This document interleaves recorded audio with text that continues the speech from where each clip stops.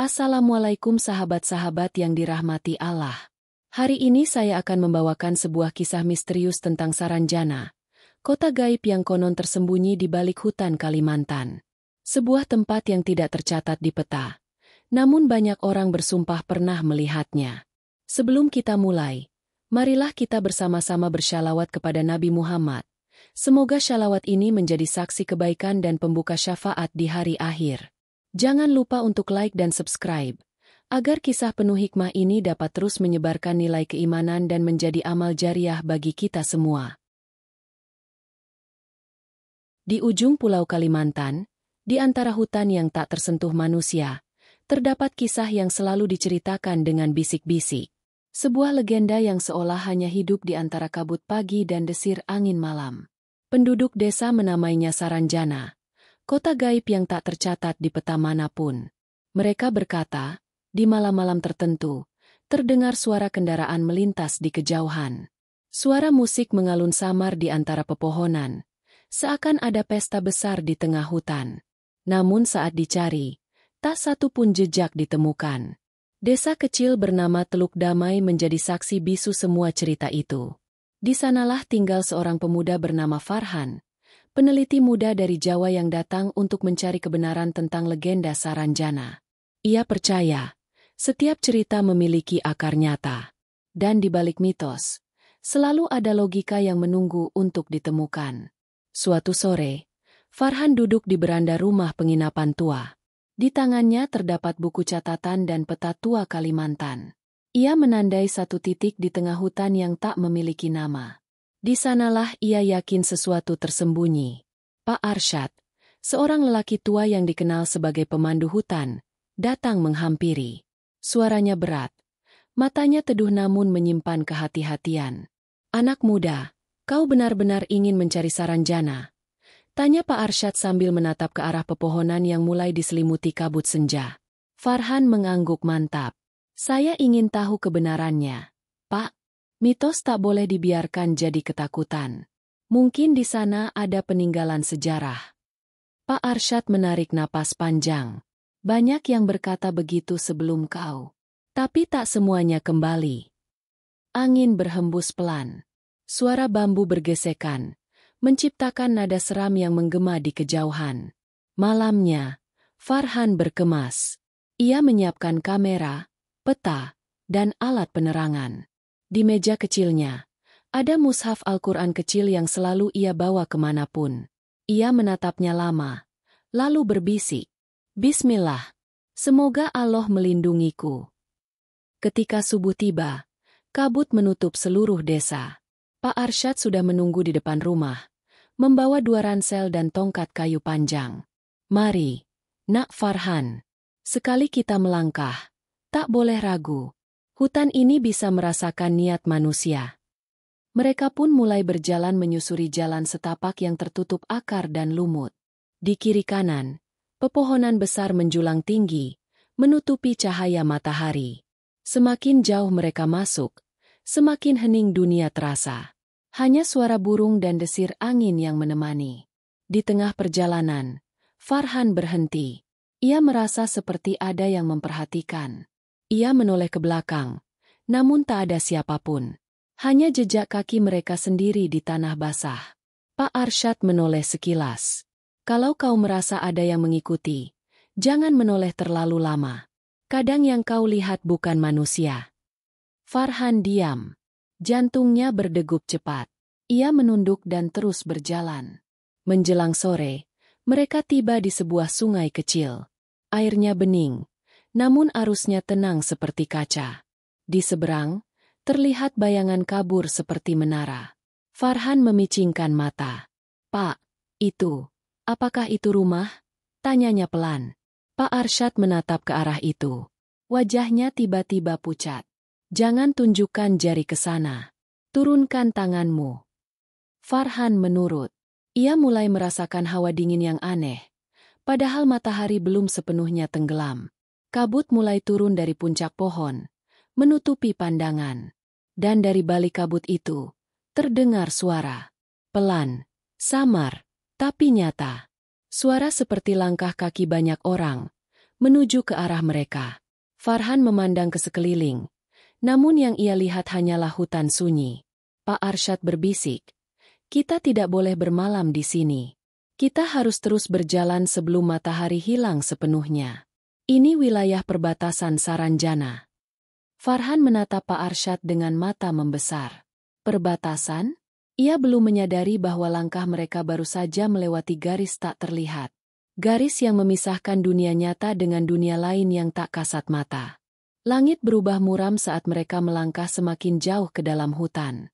Udara menjadi lebih lembab, dan aroma tanah basah terasa menusuk hidung. Suara serangga malam mulai terdengar meski matahari belum sepenuhnya tenggelam. Farhan melirik jam tangannya. Jarum menunjukkan pukul 5 sore. Tapi langit seolah sudah mendekati malam.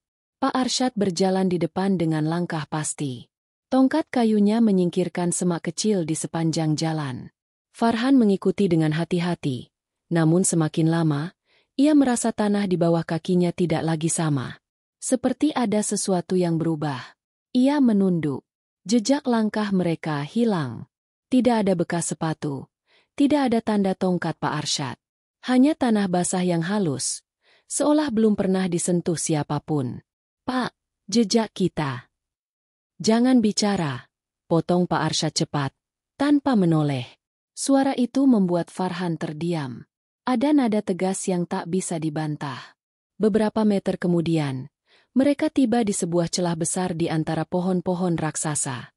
Celah itu seperti lorong alami yang gelap di ujungnya. Dari dalam terdengar hembusan angin panjang, membawa aroma aneh, seperti bunga bercampur besi. Di balik lorong itu, jalan menuju tengah hutan, ujar Pak Arsyad.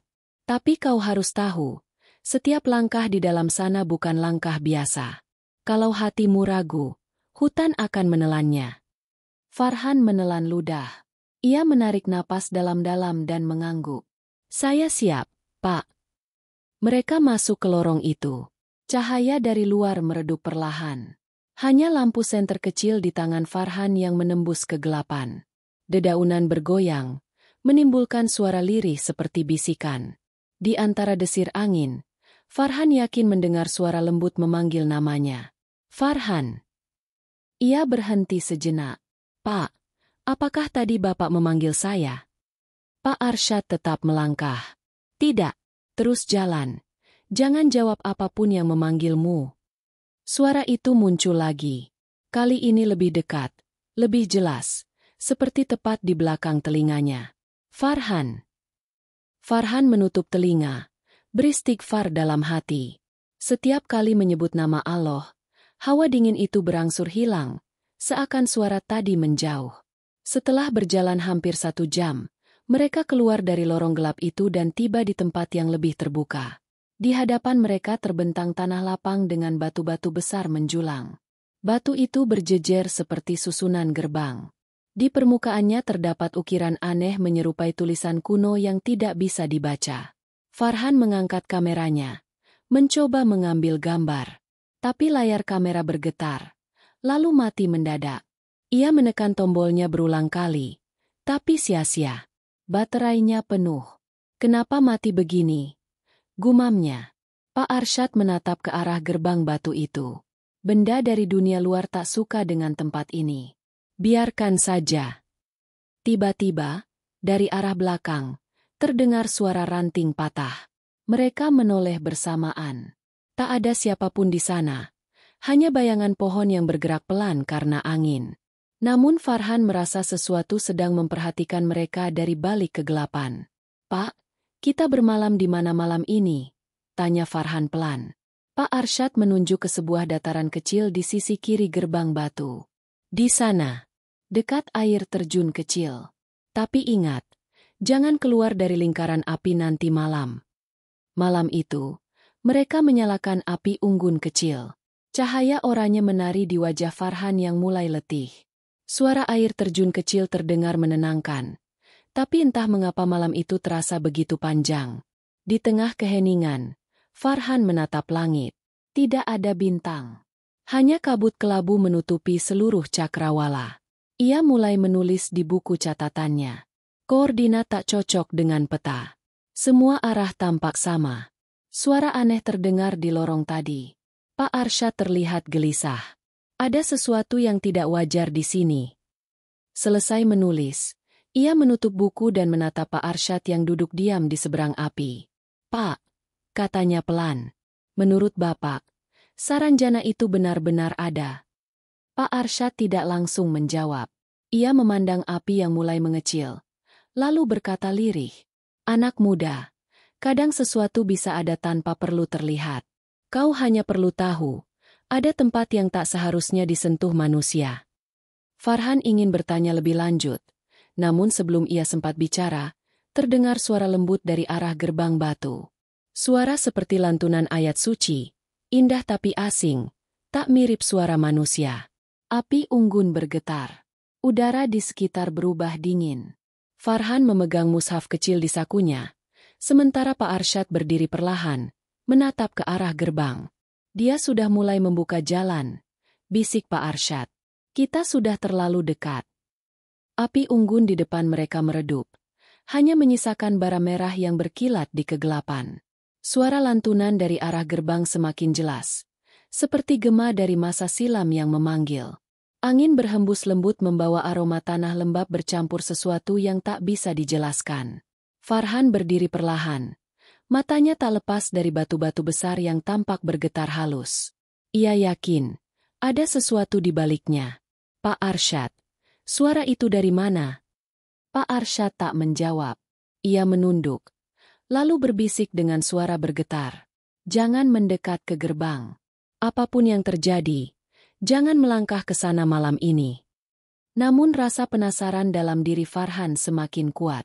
Ia melangkah perlahan, mendekati gerbang batu yang kini memancarkan cahaya redup kehijauan.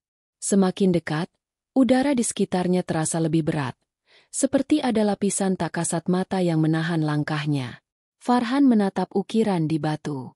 Tulisan itu seolah bergerak sendiri, membentuk simbol yang terus berubah. Ia mendengar bisikan samar di telinganya. "Selamat datang, pencari kebenaran." Farhan terkejut. Ia menatap ke sekeliling, tapi tak ada siapapun. Ia menengadah, melihat kabut menebal dan langit berubah warna keunguan. Sesuatu yang tidak wajar mulai terjadi. Tiba-tiba tanah di bawah kakinya bergetar pelan. Batu-batu di sekitar gerbang retak dan mengeluarkan cahaya. Farhan melangkah mundur. Tapi dari celah retakan itu, muncul cahaya putih yang sangat terang, membentuk seperti kabut hidup yang berputar. Pak Arsyad berlari menghampirinya. "Farhan, kembali ke api. Sekarang juga." Tapi langkah Farhan terhenti. Cahaya itu menampakkan sesuatu di dalamnya. Ia melihat bayangan kota, jalan panjang dengan lampu-lampu tinggi, bangunan megah berwarna keemasan, dan manusia berpakaian putih berjalan tanpa suara. Semuanya tampak begitu nyata. "Pak, lihat itu. Itu kota," seru Farhan. Namun Pak Arsyad justru menatap dengan ngeri. "Itu bukan kota manusia. Itu Saranjana." Hembusan angin kencang datang tiba-tiba, memadamkan api unggun. Dunia seketika menjadi gelap. Hanya cahaya dari gerbang batu yang tersisa berputar makin cepat, seperti mengundang Farhan untuk masuk. Suara dari dalam cahaya memanggil lagi. "Farhan, kau sudah melihat kami. Masuklah." Farhan menutup telinganya, tapi suara itu langsung bergema di dalam kepalanya. Ia terhuyung, mencoba mundur, namun kakinya seperti tertarik ke depan. Pak Arsyad berteriak, membaca istighfar berkali-kali sambil menarik bahu Farhan. Tapi tiba-tiba angin berputar seperti pusaran. Daun, debu, dan tanah beterbangan. Gerbang itu memancarkan sinar yang menyilaukan. Farhan sempat memandang sekilas wajah Pak Arsyad yang tampak ketakutan. Lalu semuanya gelap. Ketika Farhan membuka mata, dunia sudah berbeda. Ia berdiri di tengah jalan yang sangat bersih, diterangi cahaya putih dari tiang-tiang tinggi. Bangunan megah berdiri di sekelilingnya, penuh kaca dan batu indah. Orang-orang lewat dengan wajah tenang, tapi tanpa ekspresi. Farhan berusaha berbicara, tapi tak ada suara keluar dari mulutnya. Ia memandang ke langit. Tak ada matahari, Tak ada bulan, hanya cahaya lembut yang tak pernah padam. Tiba-tiba seorang perempuan berpakaian putih berhenti di depannya. Matanya menatap tajam. Wajahnya indah tapi dingin. Selamat datang di Saranjana, Farhan. Kau tak seharusnya di sini. Farhan mundur satu langkah. Suara itu jelas, tapi bibir perempuan itu tak bergerak sedikit pun. Siapa kau? Tanya Farhan dengan suara gemetar. Aku penjaga antara dunia. Tempat ini bukan untukmu. Tapi kau dipanggil karena hatimu ingin tahu kebenaran. Farhan menatap sekeliling, mencoba mengerti. Apakah ini dunia lain? Perempuan itu tersenyum samar. Ini bukan dunia. Ini adalah bayangan dunia yang pernah ada. Kaum yang menolak petunjuk, yang sombong pada ilmunya, kini terperangkap di sini selamanya. Hembusan angin dingin lewat di telinga Farhan. Ia melihat wajah-wajah di sekitarnya semakin kabur, berubah menjadi samar seperti bayangan air. Jalan yang tadi megah kini mulai bergetar, berubah menjadi reruntuhan. Farhan memejamkan mata, menyebut nama Allah berkali-kali. Ketika ia membuka mata kembali, perempuan itu sudah lenyap. Hanya gema suaranya yang tertinggal. Kau masih punya waktu untuk kembali, sebelum mereka tahu kau manusia. Langkah Farhan terasa berat. Jalan yang semula mulus kini berubah menjadi tanah lembab. Bangunan megah di sekelilingnya perlahan memudar, berganti dengan bentuk yang rusak dan tak utuh. Cahaya putih di langit menjadi suram, seperti kabut tebal yang menekan dari segala arah. Farhan menatap ke sekeliling. Orang-orang berpakaian putih tadi kini berjalan tanpa arah. Wajah mereka kosong, matanya menatap lurus tanpa kehidupan. Beberapa di antara mereka berhenti dan menunduk seolah sedang berdoa. Namun tak ada suara yang keluar. Di kejauhan, terdengar bunyi lonceng berdentang 3 kali. Suaranya menggema panjang dan membuat dada Farhan terasa sesak. Ia tahu, ada sesuatu yang akan terjadi. Pak Arsyad, teriaknya, meski tak yakin apakah suaranya bisa terdengar di tempat aneh ini. Tak ada jawaban. Hanya suara langkah-langkah samar di belakangnya. Farhan berbalik, namun tak melihat siapapun. Hanya bayangan yang bergerak cepat di antara kabut. Ia mempercepat langkahnya, mencari jalan keluar. Di tengah kebingungan itu, sebuah cahaya kecil tampak dari kejauhan, seperti lentera yang berkedip pelan. Ia mendekat. Di bawah lentera itu berdiri seorang lelaki tua berjubah gelap. Wajahnya tak jelas karena tertutup tudung. Lelaki itu menatap Farhan tanpa bicara. Kau bukan dari sini. Suaranya dalam dan bergema. Farhan mengangguk pelan. Saya tersesat. Saya hanya ingin pulang. Lelaki itu menatapnya lama, lalu berkata, tak semua yang masuk bisa pulang. Dunia kami menolak yang hidup. Farhan menggenggam mushaf kecil di sakunya. Tolong saya. Saya tidak ingin berada di sini. Lelaki itu mendekat. Matanya memancarkan cahaya redup. Ada jalan. Tapi jalan itu hanya terbuka untuk mereka yang berserah sepenuhnya pada Allah. Lalu ia menunjuk ke arah timur. Tempat cahaya putih samar muncul di balik kabut. Ikuti cahaya itu. Tapi jangan menoleh ke belakang apapun yang terjadi. Farhan mengangguk, lalu melangkah cepat. Setiap langkah terasa berat, seperti melangkah di dalam air. Suara bisikan mulai terdengar lagi. Farhan, jangan pergi. Di sini, ada yang menunggumu. Suara itu lembut, meniru suara ibunya, lalu berubah menjadi suara Pak Arsyad. Farhan hampir menoleh. Tapi ia teringat pesan lelaki berjubah itu. Ia terus berjalan sambil beristighfar. Hawa di sekitarnya makin dingin. Dari balik kabut, muncul sosok-sosok hitam tanpa wajah, berbaris di kanan dan kiri jalan, seolah mengawasi langkahnya. Mereka bergerak perlahan, mendekat setiap kali Farhan berhenti.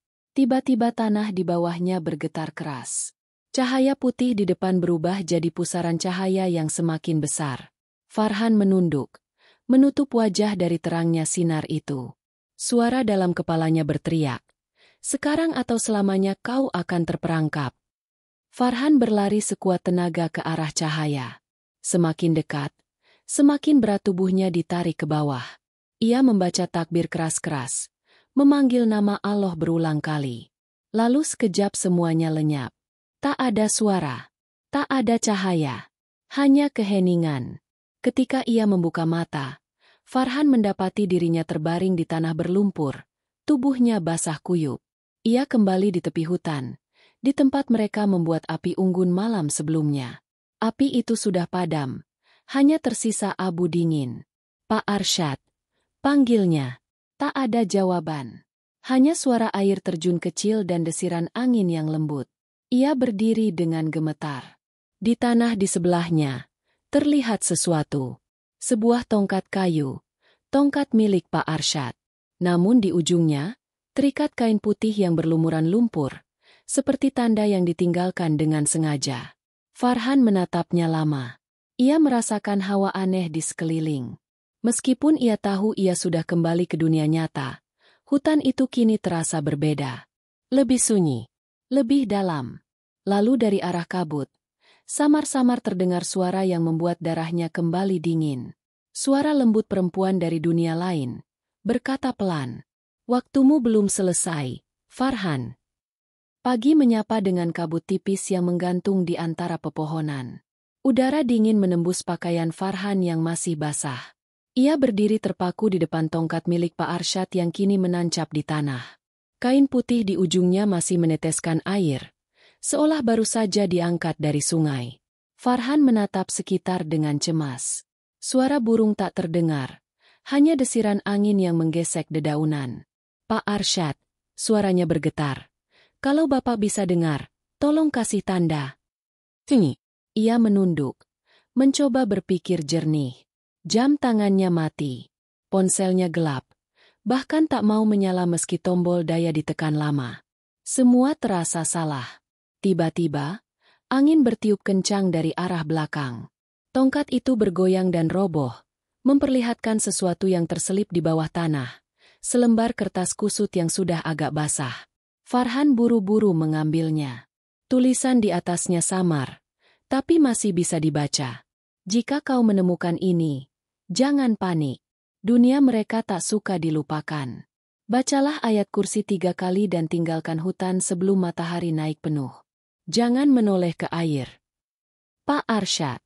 Farhan menatap tulisan itu dengan napas memburu.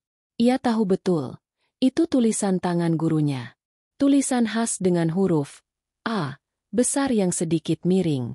Tanpa berpikir panjang, ia menggenggam mushaf kecil dari sakunya dan mulai membaca ayat kursi perlahan. Angin berhenti. Suara hutan kembali muncul perlahan. Burung-burung berkicau, daun bergesekan lembut. Namun di sela-sela bacaannya, terdengar sesuatu. Suara langkah, pelan, berulang, mendekat dari arah sungai. Farhan berhenti membaca. Ia menatap ke arah suara itu. Samar-samar, di antara kabut, tampak sosok seseorang berdiri di tepi air. Punggungnya membelakangi Farhan, mengenakan pakaian putih panjang seperti jubah. Rambutnya terurai sampai punggung, menutupi wajah. "Pak Arsyad?" panggil Farhan ragu.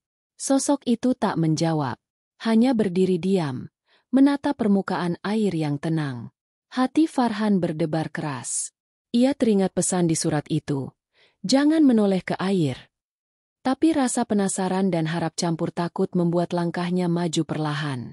"Pak, kalau Bapak dengar, tolong bicara. Saya takut." Sosok itu perlahan memutar kepalanya sedikit, dan suara seperti bisikan 1000 orang bergema dari arah sungai. Air yang tenang kini bergolak, memantulkan bayangan wajah-wajah yang tersenyum aneh.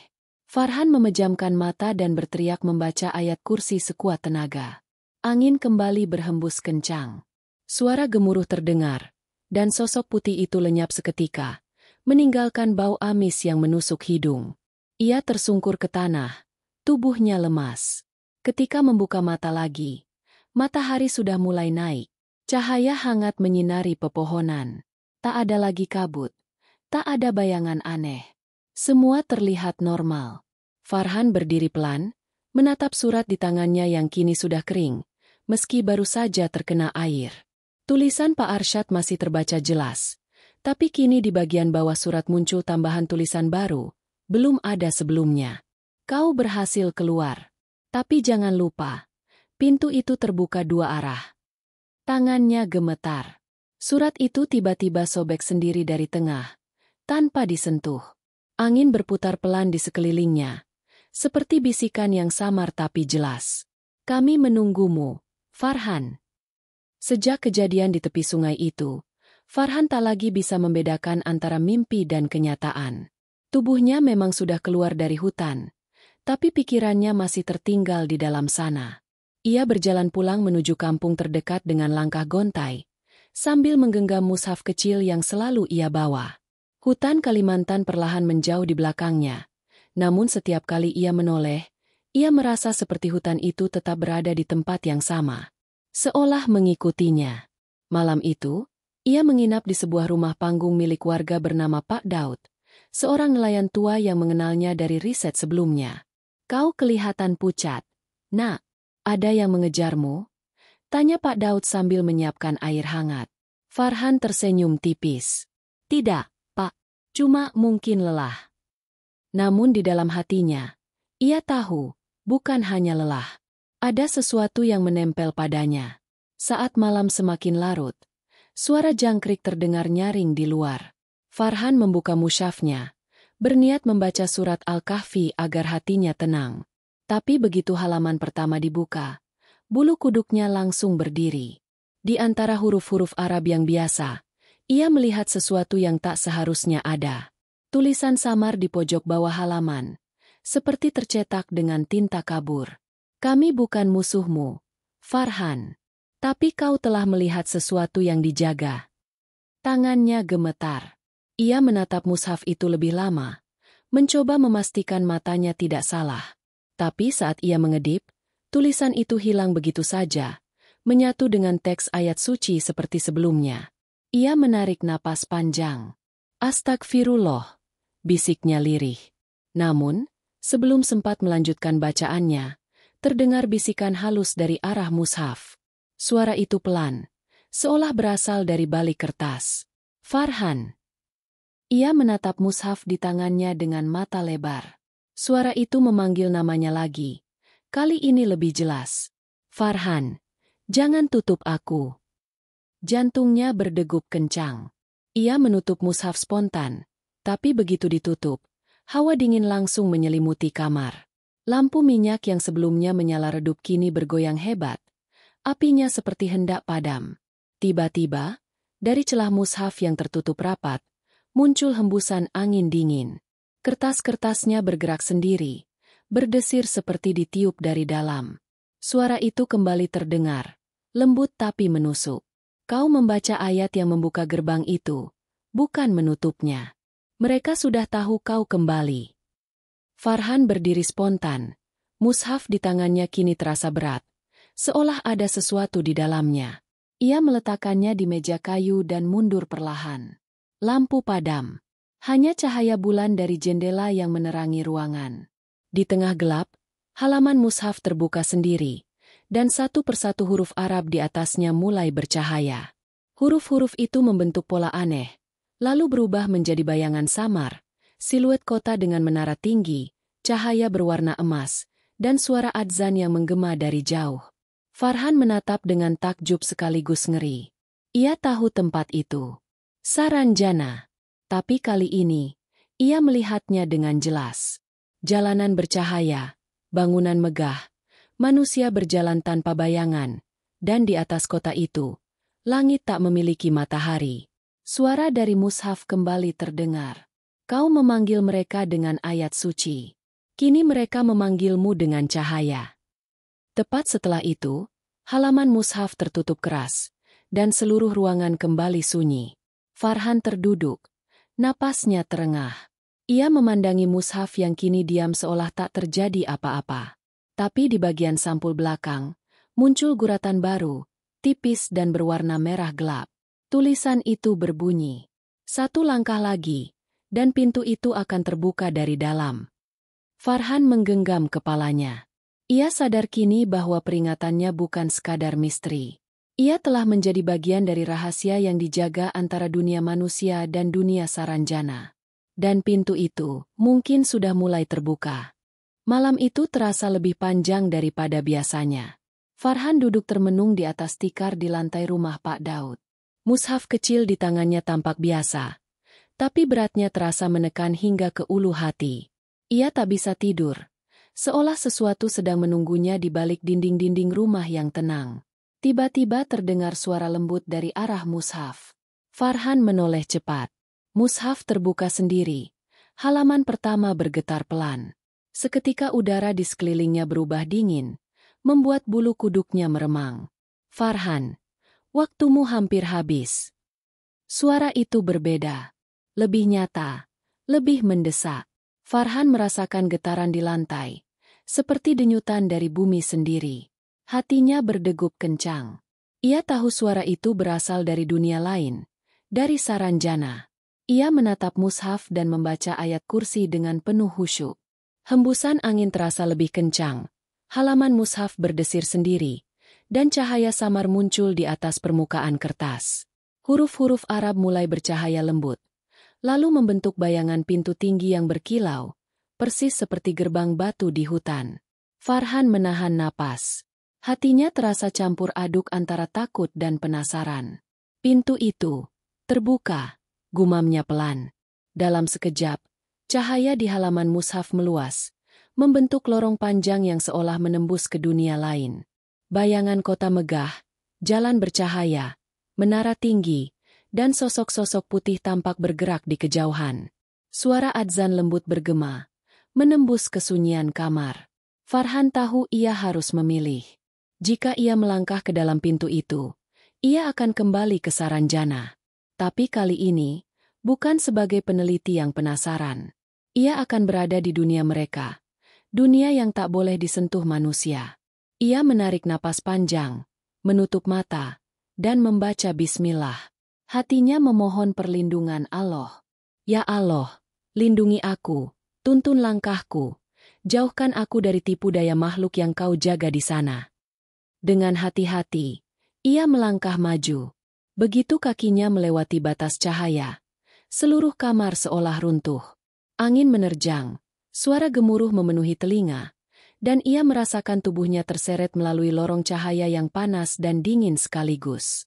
Setelah beberapa detik yang terasa seperti jam, ia berdiri di tengah kota Saranjana.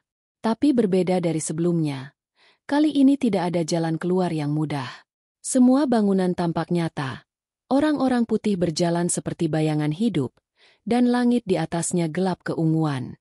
Tiba-tiba sosok perempuan berpakaian putih muncul lagi, kali ini berdiri di tengah jalan. Farhan, kau telah memilih melangkah. Tapi kau harus tahu, tidak ada jalan kembali bagi mereka yang menatap terlalu lama. Farhan terdiam. Ia ingin bicara, ingin memohon, tapi kata-kata tersangkut di tenggorokannya. Perempuan itu melangkah lebih dekat. Matanya menatap tajam. Di sini, kau akan mengerti bahwa kebenaran kadang bukan untuk dicari, tapi untuk direnungi. Dunia kalian hanyalah satu lapisan dari ciptaan Allah. Dan kami adalah yang menjaga batasannya. Angin dingin menyapu tubuh Farhan. Ia memejamkan mata, merasakan setiap detik seperti selamanya. Dalam hatinya ia memohon, membaca ayat-ayat yang selalu ia hafal. Setiap kali ia menyebut nama Allah, sedikit cahaya hangat muncul dari dadanya, menenangkan rasa takut dan gelisah. Perempuan itu mengangguk samar, lalu perlahan menghilang ke dalam kabut. Kota Saranjana tetap ada di sekitarnya, tapi Farhan menyadari satu hal, bahwa rahasia itu bukan untuk dimiliki. Dan meski pintu terbuka, jalan pulang hanya akan diberikan oleh Allah bagi mereka yang tulus meminta dan berserah sepenuhnya. Farhan menunduk, menggendong mushafnya erat-erat, dan perlahan mulai berjalan menelusuri kota yang megah itu, di antara bayangan dan cahaya. Hatinya penuh dengan rasa takut, penasaran, dan sekaligus syukur karena diberi kesempatan menyaksikan sesuatu yang tak seorang pun manusia biasa boleh lihat. Dan di dalam kesunyian kota gaib itu, Farhan sadar. Pintu Saranjana memang terbuka, tapi rahasianya tetap tersembunyi. Farhan menunduk, menggendong mushaf kecilnya erat-erat. Ia menyadari bahwa semua yang ia lihat bukan sekadar misteri dunia, tapi peringatan dari Allah bagi manusia yang sombong dan ingin menembus batas ciptaannya. Kota Saranjana bukan untuk dimiliki, tetapi untuk direnungi. Ia teringat satu ayat Al-Quran yang selalu dibaca dalam hati ketika menghadapi ujian dan ketakutan. Dan tidaklah kami menciptakan langit dan bumi dan apa yang ada di antara keduanya secara main-main. Tidaklah kami menciptakan mereka melainkan dengan hak, tetapi kebanyakan mereka tidak mengetahui. Quran Surat Ad-Dukhan 38-39. Farhan tersadar bahwa kehidupan manusia hanyalah salah satu lapisan ciptaan Allah. Ada rahasia yang disembunyikan, ada peringatan yang hanya bisa dipahami oleh hati yang tulus. Ia belajar bahwa pengetahuan dan rasa ingin tahu harus dibarengi dengan kerendahan hati dan kesadaran akan batas ciptaan Allah. Dengan hati yang tenang dan penuh syukur, Farhan menutup mushafnya, menunduk, dan berdoa. Ya Allah, terima kasih telah melindungi hamba, membuka mata hamba untuk melihat kebenaran, dan mengingatkan hamba bahwa hanya Engkau yang mengetahui yang gaib. Semoga hamba selalu diberi hikmah dan perlindungan dari tipu daya makhluk MU. Hutan Kalimantan tetap sunyi di luar sana. Kota Saranjana tetap tersembunyi, hanya tampak bagi mereka yang dipanggil dan diberi izin. Dan bagi Farhan, rahasia itu kini menjadi pelajaran hidup yang tak akan pernah ia lupakan. Hikmah dari cerita ini jelas. Tidak semua misteri harus dibuktikan, tidak semua rahasia bisa disentuh, tapi setiap pengalaman, sekecil apapun, adalah cara Allah mengajarkan kita rendah hati, berserah, dan menghargai ciptaannya.